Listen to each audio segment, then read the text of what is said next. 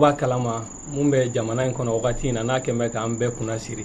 n'o ye camancɛ bolo ye gɛlɛya mun bɛ yen faliwale minnu bɛ ka kɛ yen a dogolen tɛ mɔgɔ la mun kɛra marisi kalo tile 23 ni ma fili bɛɛ bɔra a kalama diɲɛ maa bɛɛ bɔra a kalama an y'a ye k'a fɔ maliyɛn mɔgɔ 160 ko o bɔnɛna u nin na minnu sara olu la denmisɛnninw b'o la mɔgɔkɔrɔbaw b'o la muso kɔnɔmaw yɛrɛ b'o la an b'a dɔn hali bi hakɛ mun bɛ ka fɔ mɔgɔw da bɛnnen tɛ kelen ma dɔw yɛrɛ y'a jira k'a fa ka ca n'o ye fata ka ca n'o ye mɔgɔ min sara a don a ka ca n'o ye n'o kɛra Ogosago yan'o cɛ an b'a ye k'a fɔ Jura fana marisi kalo tile 17 bengani kɛra an ka armée fana kan ye ka caman bɔnɛ u nin na o fana na yirala k'a fɔ ko militaire mɔgɔ 20 fa ni 3 olu bɔnɛna u nin na o kɔfɛ an b'a ye k'a fɔ hali Ogosago ta in tɛmɛnen kɔfɛ wulikajɔw kɛra mais o n'a ta bɛɛ faliwalew bɛ ka caya kosɛbɛ camancɛ bolo in na ani a wulibaw a parolibaw a bɛɛ bɛ ka caya n'o ye avertissement ni ultimatum ye ka di mɔgɔw ma k'u ka b'u sigiyɔrɔw la o ye gɛlɛyaw ye bi in na n'an ka ɲi k'an sigi ka hakili jagabɔ kɛ a ko kan a y'a ye k'a fɔ jamukan tɛmɛnenw na an ye wele bila jɛkulu dɔw ma olu nana ka na o hakilina di ka d'a kan maliko de don siyako tɛ bi fana an ye wele bila jɛkulu wɛrɛw ma u fana ka na u k'u hakilina fɔ an ye gɛlɛya in kan jɛkulu kɔnɔna na u kɛmɛ k'a ko faamu cogo min ani an bɛ laban ka fɛɛrɛw tigɛ ɲɔgɔn fɛ o hakilina ye mun ye fɛɛrɛ minnu ka ɲi ka tigɛ ka fara fɔlen tɛmɛnenw kan an danna se o ma o la sa an sera jɛkulu minnu ma bi jɛkulu dɔ bɛ yan n'o ye Bozo Kabu ye Bozow ka fédération u ka association n'o vice président yɛrɛ bɛ yan Sumana Kalapo ka fara Siriki Kuyate kan ale bɛ yan Yiribakɔrɔ mɔgɔw tɔgɔ la olu fana ye jɛkulu ye société civile jɛkulu don Abdramane Mayiga a fana bɛ yan Malikura tɔgɔ la ka fara Adama Kulubali kan faso danbe tɔn o tɔgɔ la ale bɛ yan ani diaspora mɔgɔ n'o ye an maliyɛn minnu an balima minnu bɛ kɔ kan diaspora conseil supérieur de la diaspora olu fana ka président bɛ yan n'o ye Mohamed Serif Haidara ye ka d'a kan o fana ka wulikajɔ ka bon a ko in na depuis a daminɛna ka na se fo sisan ma an bɛ se k'a fɔ depuis gɛlɛya daminɛna a fana bɛ yan ka fara Sanburu Jallo kan ale ye éleveurs ka kumalasela ye yan association des éleveurs du Mali ani Amidou Jimde n'o ye Bagine So o fana ka kumalasela ye a fana b'an fɛ yan nin ye jɛkulu ye minnu bɛ yan su in na ka fara Ibrahima fana bɛ yan n'o ye Bamiya Ibrahima Bamiya ale bɔra Baɲangara kɛrɛnkɛrɛnnenya la ka na jamukan in kama ka d'a kan a b'an lajɛ kosɛbɛ a fana nana a bɛ coordination dɔ la n'o ye coordination locale des jeunes ruraux ye Baɲangara a fana nana bi ka na hakilina d'an ma ka d'a kan a yɛrɛ bɛ yen nɔ wale minnu bɛ kɛ a bɛɛ bɛ k'a sen kan o la san tɛna ko bila dagirinda la an bɛ na kuma fɔlɔ ten jɛkuluw la u k'u yɛrɛ fɔ an ye dɔɔni o la an bɛ sɔrɔ ka don an ka babu kɔnɔna na o la an b'a daminɛ ni Bozo Kabu ye Sumana Kalapo bisimila an ka foli bɛ ti ka foli b'a bɛɛ ye k'aw tanu aw ka jija faso jɔli la parce que bi m'aw bila la ni émission caman kɛra yan i y'a fɔ ne tɔgɔ ye Sumana Kalapo association pour la protection et la promotion de la culture Bozo n'an b'a wele ko Bozo Kabu ne y'o premier vice-président ye n nana président tɔgɔ la Alimami Ibrahima Kureshi ani Mali Bozo bɛɛ tɔgɔ la an ka tɔn sigira a ma mɛn sigira n'o an kalo tile 11 tɛmɛnen mais kun wɛrɛ t'a la an ka Bozo an ka se ka ɲɔgɔn dɔn ni n ko Bozo a bɛɛ b'a la a sɔmɔnɔ a Bozo a Maraka a Maninga fɛn fɛn Bozoya ka d'a ye ani fɛn fɛn bɛ sigi la ani fɛn fɛn bɛ furu la fɛn fɛn b'an ka baaraw la caman bɛ mɔni kɛ bi Bozow tɛ a bɛɛ de ko don danbe dɔw de tun b'an na u bɛ ɲini ka tunu an ka kan bɛ ɲini ka tunu an ka wulikajɔw o de ye ka an ka kan lakana k'an ka dɔnniw n'an ka danbew lakana ka tila ka an sen don faso jɔli la donc Bozow ka hɛrɛ bɛ sɔrɔ sira o sira fɛ an kan ka don o la fɛn fɛn fana b'u kisi tɔɔrɔ ma an kan ka don o la wa Bozo dɔrɔn tɛ dɛ an ni siya tɔw bɛɛ lajɛlen parce que an bolo siya ni tɔw bɛɛ de bɛ ɲɔgɔn bolo jango an Bozo yɛrɛ bɛɛ b'a kalama anw donnen don siya bɛɛ la yɔrɔ dɔ la yɛrɛ Bozo yɛrɛ tununnen don siya dɔw kɔnɔ donc kɔrɔ bozo kɔni sɔnnen don siya bɛɛ ye donc an ka wulikajɔ tɛ dɔwɛrɛ ye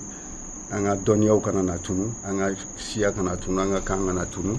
an ka fara fasoden tɔw fana kan fɛn fɛn bɛ na ni hɛrɛ ye jamana kɔnɔ k'o don. O diyara n ye. O la an bɛ tɛmɛ ni jɛkulu ye. Adama, nin tɛ siɲɛ fɔlɔ ye, i bɛ se k'i ɲɛfɔ an ye dɔɔni. N bɛ fɔ ɲini o la jama bɛɛ lajɛlen an fana se an bɔ a kɔnɔ kɔrɔ ka se an b'a bɛɛ fɔ faso jɔ la télévision so yɛrɛ an b'a fo ka d'a kan nin de ye baara ye ka baara kɛ bɛɛ lajɛlen bɛ dɔ sɔrɔ min kɔnɔna na ne tɔgɔ ye Adama Kulubali an ka association créée en 2012 an y'a tɔgɔ da faso danbe tɔn o ye tɔn ye ka kɛ fasoden ɲuman ye ka kɛ danbetigi ye i ka kɛ tɔnden ɲuman ye parce que an ka jamana sigira nin de kɔnɔ sigi ka fɔ ka bɛn kelen ma k'i yɛrɛ dɔn ne ye jɔn ye ne bɔra jɔn na ne kan ka mun de kɛ ka sɔn i yɛrɛ ye ka da la ko jamana in ye anw de ye maa wɛrɛ tɛ anw de b'a dilan anw de kan k'a dilan fana faso danbe tɔn an y'a di maliden bɛɛ ma siya bɛɛ ye danbetigi ye an ka laɲini na hakili la bɛɛ ye fasoden ɲuman ye wa jɛkulu bɛ bɛɛ bara o tuma n'an y'olu bato a ka ca la an ka adamadenya a bɛ dingɛ min kɔnɔ bi a kun tɛ bila a kɔnɔ an ka hakilila ye an ka segin an yɛrɛ ma k'an yɛrɛ dɔn ka segin an danbe n'o kɛra an bɛ da kelen fɛ ka bɔ da kelen fɛ n'o tɔn ɲɛmaa ye Adama Kulubali. Merci, o diyara n ye. Mohamed Cherif Haidara. Merci Timbo, o wele diyara n ye. Ne ye Haidara Cherif Mohamed, jɛkulu min tɔgɔ Conseil supérieur de la diaspora malienne CSDM. Malien minnu bɛ sigilen bɛ Mali kɔ kan ka dɔn tuma caman a fɔ ko san caman yɛrɛ u b'a fɔ a ma ko Malien l'extérieur t'an di Malien l'extérieur kɔrɔ ye kɔkan malien an tɛ kɔkan malien ye an ye malien minnu sigilen kɔ kan n'aw y'a ye kabini 2013 ka na se bi ma basigi min kɛra Mali kɔnɔ ala ni tunkarankew sababu parce que yɔrɔ caman bɛ Mali la gouvernement tɛ o kɔ a mɛnna u tɛ yen fiyewu an bɛ wari min lana an ka baramɔgɔw ma Mali kɔnɔ yan o de ka kɛ Mali basigilen bi o cogoya in na an ka munafan fana Mali budget kɔnɔ san o san a ka ca ni 15% de PIB an ka partenaires bɛɛ kelen miliyɔn kan u ka ma 2 millions an bɛna fɛn min lana Mali kɔnɔ a ka tɛmɛ n'a ye donc ni ko min bi sen na sisan yɛrɛ tɛ kabini a daminɛna an bɛ wari bila ka na Mali kɔnɔ ka taa an ka barabagaw ma Orange Money Western Union o de ka kɛ bi ko caman ti pression ma fara gouvernement kan alors ni balawu sugu ni wulila ani ɲɔgɔn tɛ famille soutien ni baramɔgɔw ti kɔ kan donc ni an ma associé a problème régler ko la a bɛ gɛlɛya ni tunkarankew minnu bɛ sigi kɔ kan u bɛ faamuli kɛ k'a fɔ ko u ka jɔyɔrɔ bɛ ko nin na a ka ca Ala fɛ ɲɛ bɛ sɔrɔ a la. D'accord. Donc ne nakun de y'o ye. Ok, a diyara n ye an bɛ tɛmɛ ni jɛkulu ye Mayiga. Oui. Donc Timbo vraiment weleli diyara n ye n bɛ Ala jɛrɛmɔgɔw bɛɛ fo an ye ne ye Mali kura secrétaire général de ye Mali kura anw ta ye ka hakilina kura di maliyɛnw ma ka dɛmɛ kɛ ka hakilina falen kɛ pour que jamana bɛ taabolo minnu na a hakilinaw ka falen jamanadenw yɛrɛ ka hakilinaw ka se ka kɛ hakilina kura ye jamana bɛ se ka bɔ gɛlɛya la cogoya min. D'accord. Amidou. Timbo n b'i fo ka télévision direction mɔgɔw fo a n'a baarakɛla bɛɛ lajɛlen. Ne tɔgɔ Hamidu Jimde ne ye an ka dɔgɔnɔw ka tɔn dɔ bɛ yen a bɛ fɔ min ma ko Baginɛ Sɔ ne ye o président ye tɔn mun don a sigira a ma mɛn a sigira ka da ko dɔw de kan an bɛ gɛlɛya mun kɔnɔ sisan a ko tɛ ka ɲɛfɔ ka ɲa donc an ye tɔn dɔ de sigi sen kan une plateforme d'association pour que ko mun b'an kan diɲɛ maa ka bɔ a kalama ko mun bɛ ka kɛ a ka lakodɔn mɔgɔw fɛ tiɲɛ ka fɔ donc tɔn in sigira o de kan. D'accord. An bɛ tɛmɛ ni jɛkulu ye toujours Samuru. Assalamu alaikum. N b'i bɛɛ fo komi bamanankan man dɔn kosɛbɛ n b'i bɛɛ fo n bɛ donc mo bi télévision mo ngol mbok boy fu ne be no coopérative nationale éleveur Togola ko lew mi sigira en 97 donc ne be wan o Togola asi kunye munye fana toro min bi jamanayna abe éleveur ka toro halikili min bi sa uludu min bi fagay uludu bon donc ne nana ya o Togola ko d'accord éleveur Togola Siriki emi Allah jabaga bela jeli fo ki refutimo ka jo tele ni mo asofo on ko ne yiriba ko mo koy bon abodo anga mo ne fiya kon nana yiriba ko la betalike fo ndo do la no tabitale ka anga mo ga fam bela jeli na ka sabu ke jamana dew do sigoro do ku ko kuma fo donc on nana ka sigi 5 ans ko korombindo kala nyinama ni bolo damadoye oye ibne ka fo kanabla kada se beya no démocratie o molo la fasali ni armadia re sigre no molo bam no ka wala se kala fasa chugumina donc pratiquement bi ne bien ka se ka kuma iba ko mo ko tola d'accord Ibrahima assalamu alaykum wa rahmatullah na ni to Ibrahima bagi e bayan rakay na ni jekulu do fanala jekulu mi sigila manda ka bi 2006 la Fédération nationale des généraux du Mali. La fédération de démembrement avec communaux là, avec Dougo là, avec communaux là, avec Cerco là, avec national là. Maintenant, les cas n'ali era du Kona, c'est dit Wilka Jomimbe TV énergie TV Morogul. Wilka Jo Nyaka Mukuni. Mukuni c'est ka tango. Koso do nyelike. Ay dara nga milli na torobe sel jamana bedu kam toroni tono ka torote flo ka torote bamano ka torote sel jamana be ka toro donc sika a fando mi banka na willa ka jo ambi sika sel be dele d'accord ambi toné comme il gaje kuru nyafo sisa toro mu ni bi ka foni RF toro ina na chugodi toroni nere ka jatila toroni ma bo an reke toroni ko fe toro do mina na do anke do sona do maso ko tara ay kene mine sani mo ka bo akon na ko kan ko kalama sino an reka fil labelni te fora ko fe du kan o nere ka jati o ka famele ya ko ok Siriki gele mu banka RF gele ina na chugodi tumo nyingal jiranye sabe baro anye musiki chamanke nya fo malikono ya modola ni dakanga do lakana ko kuma la meni dakanga do lakana bala ko kuma la iba soro mo be akollo refo nga atawro ubi nyina ko kusube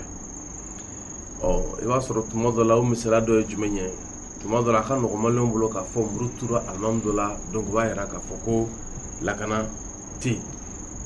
abe fo wakati mino ko lakana ti o ye armade tuma mina na biye ka foko foite mi misike lakana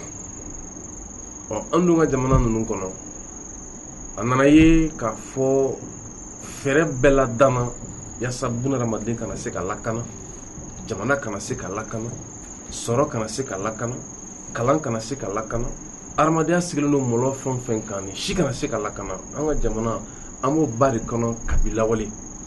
kabibi ne ka fo murbu binin ka bo fangala kana se fo sisama andona min kono atoro de hukunama mo misela ke jume parce que femi Joseph Kizerbo allait ko dormir sur la nappe des autres l'insécurité structurelle tuma mina nibi ka nyini sangni wati be kibida wal debene sanfé ki ka donc ka foko wati ko lakana foiti nié Francika Sorasikordota Dominique de Villepin allez la cellule minke kabi 2013 là ako a fond ko dine moronu les institutions islamiques de substitution kata se fo oli frilini kinako frilini bi France bi ka fo ka be ka min kele no e ka fo ko tungara ko ka tagali kama soro dore fe tuma mina France nana a fo ko programme d'ajustement structurel kana na folo ka fo ko bo di ama anga ko ta ke choye ko Mali nana Afrika sababu ko di bon jamana min n'a na firi o jamana kelen tila ka taa bolo jan kɛlɛcɛko la a wagati an y'a ye k'a fɔ an ka jamana kɔnɔ fanga tun bɛ minnu bolo Alpha ninnu kana te Amadou Toumani Touré ma u ka kuma kun tɛ dɔwɛrɛ si ye ko une armée forte est une menace pour la démocratie k'a fɔ ko ni kɛlɛcɛw nana jo jamana kɔnɔ ko bɛ tali kɛ i bɛna ye k'a fɔ bagabagala ka ɲɛsin bɛɛ ma donc o nana kɛ sababu ye kɛlɛcɛ minnu b'an bolo u nana kɛlɛcɛw kɛ Musa ka kɛlɛcɛw Amadou Toumani Touré ka kɛlɛcɛw Alpha ka kɛlɛcɛw donc Mali armée ko nana bɔ ka fɔ finitigilakaw de don minnu ka laɲini ye ka se ka jamana a denw o ni jamana dugukolo lakana ni jamana ko bɔr'o kɔnɔna na fo an yɛrɛ nana an sɔrɔ fɛn kɔnɔ sisan mɔgɔw yɛrɛ y'a ɲini kabi wagati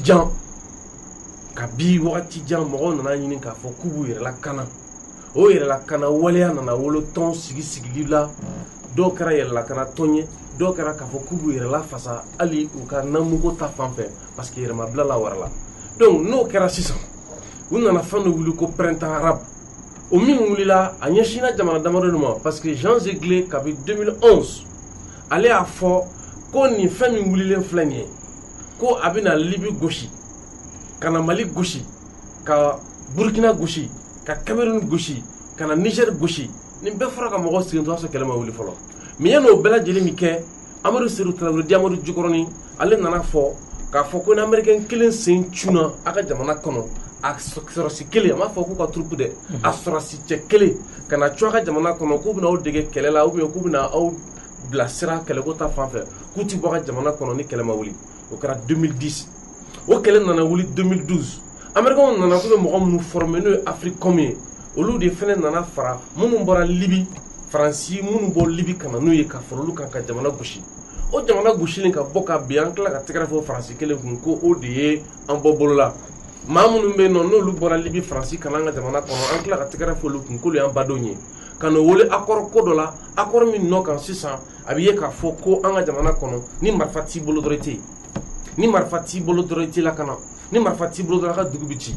u nana o ko labɛn wagati kɛra an tun b'a mɛn k'a fɔ ko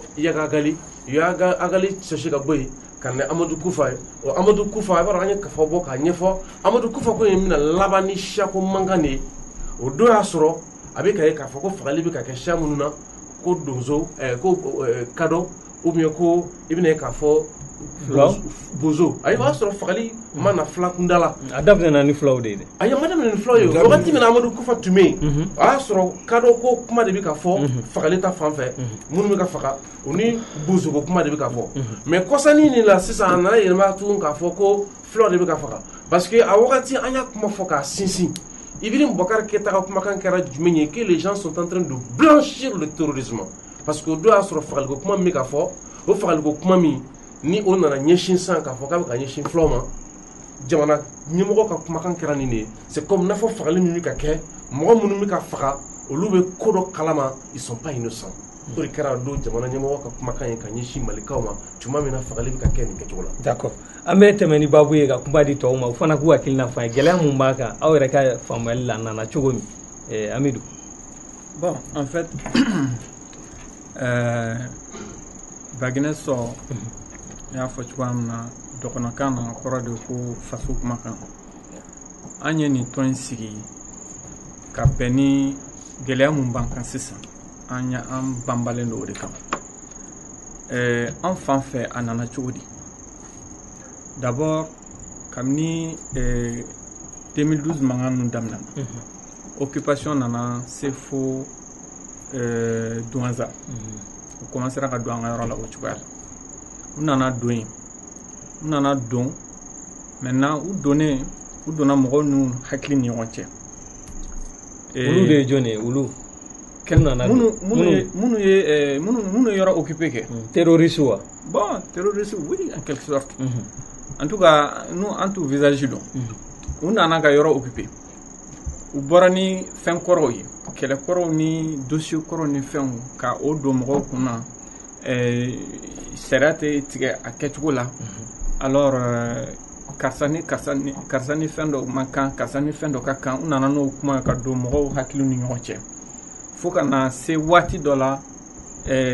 avec l'intervention française u gɛnna ka taa mais dɔw tora yen ka continuer ni u ka combat par finir u nana ko bon anw ni aw tɛ an ni état de don don u ye état gɛn ka bɔ yen état gɛnna ka bɔ yen état tɔni mun tun tora u y'o gɛn ka bɔ yen olu talen kɔfɛ u ye ɲɛsin an ka maabaw ma ka commencer ka olu éliminer kelen kelen donso ɲɛmɔgɔw b'a la diinɛ ɲɛmɔgɔw b'a la waritigiw b'a la etc. alors o kɛlen de sa an ka mɔgɔ y'a jateminɛ k'a fɔ nin ko in bɛ cogoya min na n'an ma wuli k'an jɔ a tɛ ɲa fanga bolila k'an to yen alors an ka mɔgɔ minnu an dalen don mɔgɔ minnu na ɲɛsinnen don ka kɛ olu de ma donc an ka wuli k'an jɔ c'est comme ça que an kɔni ka wuli ka jɔ daminɛna pour que an ka se ka an yɛrɛ lakana ka bɔ an bɛ degun mun kɔnɔ an ka yɛrɛ lakana ka bɔ o degun kɔnɔna na c'est comme ça que en tout cas an ka lakana ni fɛnw nana i bɛ fɛ ka milisiw fɔ milisi minnu sigira non an fɛ milisi tɛ c'est un groupe de légitime défense tubabukan ni an ka Dana Masago wa oui Dana Masago nana ten voilà Dana Masago nana ten maintenant minnu kɔni y'a lase anw ma très généralement u tun bɛ jigin an balimaw de kan an balima fulaw bɛɛ tɛ dɛ fulaw bɛɛ tɛ mais u jigiyɔrɔ tun ye olu de ye mais n'i y'a jateminɛ fana a dɔw la an y'a dɔn k'a fɔ u seko tun tɛ tiɲɛnikɛla fɔlɔ minnu nana u jatigi kɛra voilà tiɲɛnikɛla fɔlɔ minnu nana an kɔni ka yɔrɔ la a jatigiw kɛra fula dɔw de i y'a faamu maintenant an y'a jateminɛ k'a fɔ fana u jatigi kɛra fula minnu ye a dɔw kun seko tɛ parce que marifatigi mana jɔ i kunna ko i k'a kɛ tan fɛn t'e bolo i b'a kɛ cogo di wajibi don i bɛ sɔn a ta ma an fɛ yen nɔ zanan dɔ bɛ yen ko sama n'a bɛna jatigila i fɛ yen i seko t'a la a bɛ don i ka so kɔnɔ donc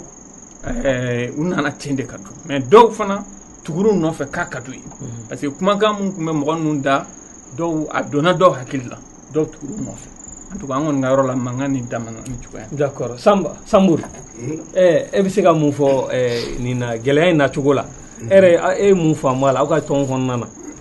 assalamu alaikum ala ka bɛn sababu amina bon an kɔni ka faamu cogo la una sababu gouvernement dɔrɔn de ma jɔ yɔrɔ la o de kama u nana gouvernement de ma jɔ yɔrɔ la a ɲɛfɔ an ye cogo di parce que n'a gouvernement jɔra yɔrɔ la o tɛ se ka na kelen filanan u nalen u ma si fa fɔlɔ na fula tɛ u mɛnna ka ca san joli u bɛ fula de fa fɔlɔ ka sɔrɔ u ma si fa n'a mɔgɔ hakili sisan fula fagara kɔsa in na o tɛ nin na u nana fɔlɔ min na fula n'a tɔgɔtigi don ou bien n'a garibu de b'i bolo i bɛ mɔgɔ kalan kuranna na ou bien n'a bɛ fɛn dɔ minnu n'u ka hakilinaw kun tɛ kelen ye fula minnu hakilina n'u ta tɛ kelen olu de o daminɛ na ko olu de éliminer kelen nka o waati n'a y'a sɔrɔ a tun gouvernement de kun bɛ yen ka ɲini ji ɲama jolen na ka a ma kɛ bɛɛ parce que y'a sɔrɔ a fulaw bɛɛ ye jihadiste ye n'a tun ma kɛ ten a tun tɛ se ka wara ni cogo in na mais kabila fɔra fula bɛɛ ye jihadiste ye e tɛ se ka yɛrɛ bɔ la bilen o donc a ko wara la ka taa o donc ni ko in na hali sisan ne kɔni fɛ n'a ji kɔni bɔnna a tɛ se ka tiɲɛ yanni an ka ɲini a n'a cogo la n'a cogo bon a ti jamana ni nafa kosɛbɛ an ka ɲini a bɛ ban cogo di bana bɔra yɔrɔ min f'i k'a dɔn bana y'a faamu mais parce que bana bɔra yɔrɔ min na bɛɛ n'i ka hakili de don n'a y'a maliyɛn ba kelen fara ɲɔgɔn kan a si n'a cogo tɛ kelen parce que an bɛ ka ɲɔgɔn jalaki a yirala k'a fɔ Ibrahima ale y'a yira k'a fɔ Bamiya ko a bɔra kɔfɛ de ka na kɛlɛ mun don a bɛ komi an yɛrɛ ka kɛlɛ tɛ Sidiki yɛrɛ y'a yira n na k'a fɔ Sahel kɛlɛ de don Mali dɔrɔn ta tɛ nin ko kun labɛnnen don ka kɔrɔ ne bɛna Mayiga ɲininka Mayiga kɔrɔn fɛ gɛlɛya mun kɛra kɔrɔn fɛ yan'a ka se camancɛ bolo la e yɛrɛ fɛ u bɛ ɲɔgɔn sɔrɔ yɔrɔ dɔ la wa non kɛlɛ ninnu bɛɛ bɛ ɲɔgɔn sɔrɔ ne yɛrɛ kɔni fɛ min bɛ nord la o min bɛ Mopti la min bɛ Segu a bɛɛ ye kɛlɛ kelen de mais a taabolo de tɛ kelen c'est à dire que Motita a kɛra minnu kun bɛ ɲɔgɔn kan kɔrɔlen olu de bilala ɲɔgɔn na bi sitanɛ dunna mais ne bɛ fɛ ka min fɔ pour que ka problème in ɲɛnabɔ c'est que n'i y'a ye k'a fɔ sitanɛ dunna a taara sɔrɔ déjà mɔgɔw sigilen bɛ disposition dɔw de la min b'a to a bɛ se ka dun c'est-à-dire que région kɔnɔna ninnu abandonnélen don dɔɔni kalanko taabolo kan u labilalen don baarako taabolo kan donc jeunes bilalen bɛ ten baara t'u bolo foyi t'u bolo u sigilen bɛ ten donc ni mɔgɔ min sigilen don justice tɛ ka kɛ a ɲɛ ma n'o ye sariya ye sariya tɛ ka kɛ a ɲɛ kan don o don u bɛ bingali bɛ k'u kan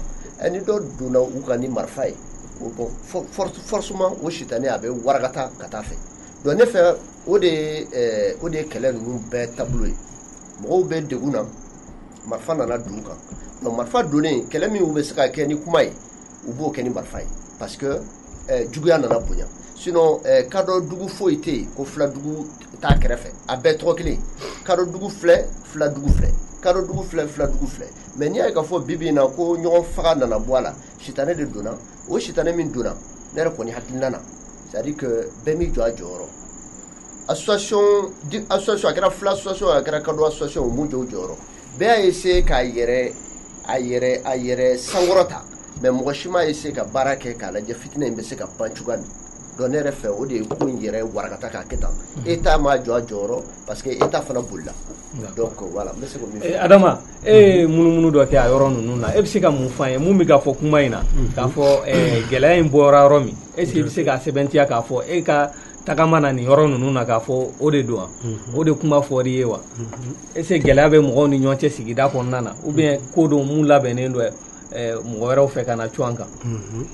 d'accord ala k'an bɛɛ sababa ma an ka fɛn fɔra a bɛɛ ye fasojɔkanw de ye parce que an y'o de fɔ jamana in bɛ minɛ min kɔnɔ bi a ye maliden bɛɛ kɔnɔ quoi min sera k'i ta fɔ min ma se k'i ta fɔ a ɲɛ bɛ min kɔnɔ a ɲɛ tɛ min kɔnɔ bɛɛ kɔnɔ quoi c'est pour cela an b'a fɔ ala k'an kisi sitani ma sitani i b'a dun don dɔ i t'a bɔ don mais a ka bon hakili yɛrɛ ma k'a fɔ an ka nin jamana in bi ko ni ɲɔgɔnna bɛ an ka jamana in kɔnɔ bi o yɛrɛ ka bon hakili ma fɔlɔ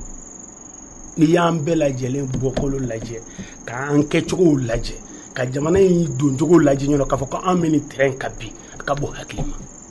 mais tubabu b'a fɔ ko incroyable mais vrai ko nin ko in tiɲɛ tɛ mais a bɛ ka kɛ c'est à dire an bɛ kɛnɛ min ka bi an ka da la k'a fɔ jamana in an kun sigira ni nin ye quoi anw de an ka génération an kun sigira ni nin ye tandis que waati tɛmɛna comme balima dɔw y'a fɔ a fɔra ko démocratie bɛna anw fɛ yan waati min na o fɔlen o y'a sɔrɔ o ye baara dɔ ye an tɛ min dɔn an ma sɔrɔ min kɔnɔ an ma lamɔ min kɔnɔ mais a mɛn kulo la peut-être que a ye fɛn dɔw de don an dusukun na ko n'i donna an na dɔrɔn i kɛra fɛn ye n'i donna an na dɔrɔn i bɛ kɛ fɛn dɔ ye k'a sɔrɔ i bɛ fɛn dɔ sɔrɔ k'a sɔrɔ i ma min kɛ i bɛ kɛ fɛn dɔ ye k'a sɔrɔ i man ka kɛ min ye k'a sɔrɔ an ka jamana in kɔnɔ yan bɛɛ kun dɔlen don k'a ban pewu bɛɛ man ka kuma bɛɛ fɔ bɛɛ man ka ye yɔrɔ bɛɛ la bɛɛ man ka ko bɛɛ kɛ an sɔrɔla o de kɔnɔ mais n'a nana fɔ ko bɛɛ ye kelen ye ko bɛɛ kan ka kuma yɔrɔ kelen na bɛɛ kan ka den ni fa bɛɛ kan ka kuma k'o ye taabolo dɔ ye k'o ta ko anw yɛrɛ ka sin ka tɛgɛrɛ da o la ten k'a sɔrɔ hali an m'a lajɛ a kɔlɔlɔ ye min ye je crois que an b'o de kɔnɔ bi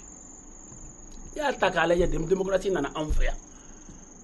anw ye baara jɔ fewu ka baara jɔ fewu ko jamana kɛra bɛɛ ta ye jamana nafolo kɛra bɛɛ ta ye dugukolo kɛ c'est à dire fɛn bɛɛ kɛra bɛɛ ta ye c'est vrai bɛɛ ta don mais a bɛ hukumu dɔw de kɔnɔ an donna o démocratie min kɔnɔ c'est à dire an ka mara démocratie nana mara sɔrɔ yan démocratie nana fɛn min yira anw na o ye fanga de ye démocratie ye maa fila de ta ye maa fila faama ni waritigi o de ta ye démocratie ye fantan ni yɔrɔ si t'a la ala créé la o maa fila de ta don waritigi ani faama n'olu ye min fɔ o don an ka jamana t'o ye o an ka jamana ko to ɲɔgɔn da la an ye kelen ye an ka don da kelen fɛ ka bɔ da kelen fɛ kaban an sɔnna o jɔnya ma ka bɔ an ka taabolo kɔnɔ ka taa an bolo jan o jɔnya kɔrɔ an ka sigi banna o an ka dɔnniya banna o an ka senkola banna o dɔ yɛrɛ fɛ mara de na nin ya jamana mara cogo mara tiɲɛli de nana nin mara de bilala an bɛɛ taara don fanga kɔnɔ sigida ninnu filɛ sigida de ka kɛlɛ ye nin ye o mais sigida tigi b'a bɛɛ la an bɛ ɲɔgɔn dɔn tigi bɛ sigida bɛɛ la c'est vrai Mali dugukolo y'an bɛɛ de ta mais tigi bɛ sigida bɛɛ la mais i bɛ taa sigida la bi i b'a sɔrɔ sigida yɛrɛ tigi a n'a kuma fɔba o de ye kɔfɛ mɔgɔ ye o t'i lamɛn fewu a bɛ komi dutigi t'i lamɛn du kɔnɔ fewu kabilatigi t'i lamɛn fewu tɛgɛ fila mana gosi ɲɔgɔn na dɔrɔn fanga de don an yɛrɛ ma fila an yɛrɛ ma n'anw ka sigida bɛ lamɛn sigida tigiw bɛ lamɛn dutigi bɛ lamɛn kabilatigi bɛ lamɛn o b'i jɔ a jɔyɔrɔ la parce que kabilatigi fana ye mɔgɔ f'i k'i jɔ jɔyɔrɔ de la pour que i ka lamɛn nin bɛɛ de cira k'a yɛrɛkɛ anw fɛ pewu k'a ban pewu k'a tɔ to fanga ye an ta tɛ fanga ye o a bɔra yɔrɔ wɛrɛ de kan ka suru wa an ka kelen t'an bolo suko dugujɛ cɛ o bɛ na dɔ ye ko salon ta kɛra nin dugu na ɲinan ta bɛ kɛ cogo wɛrɛ la an bɛ tugu o nɔfɛ an bɛ ɲɔgɔn ye cogo di an ka sigidaw cira o sira fɛ k'a sɔrɔ ninnu mana an bɛ min wele ko terrorisiw jadisiw k'a sɔrɔ olu mana fɛn dama dama y'anw ka sigida ci i y'a faamu an ka jamana in kɔnɔ mara bɛ fɔ da de la a tɛ dusi kɔnɔ bɛ a tɛ kabila si kɔnɔ bɛ diinɛ bɛ fɔ da de la a tɛ dusukun si la bilen f'an k'o de fɔ ɲɔgɔn ye a tɛ dusukun si la bilen Mali kare bɛɛ ye misiri ye mais dusukun tɛ yen a bɛɛ ye dabara kuma ye nin fɛn fila mara ni diinɛ tigɛ jamana si la k'a ka ci o tɛ se ka kɛ o parce que dabara kuma tɛ dusukun kuma de don mais mun de tora an bolo ni dabara kuma tɛ an ka sigida bi n'i y'a ta k'a lajɛ fila dɔgɔnɔ k'a dɔn siya 60 dɔɔnin de bɛ Mali la n'i y'a ta k'a lajɛ an bɛɛ lajɛlen an tun bɛ barajuru kelen de la bɛɛ ka sɔrɔ ye kelen bɛɛ bi balo i wɔsiji de la mais bilama an y'a bila pewu an ka bi n'i y'an ka sigidaw lajɛ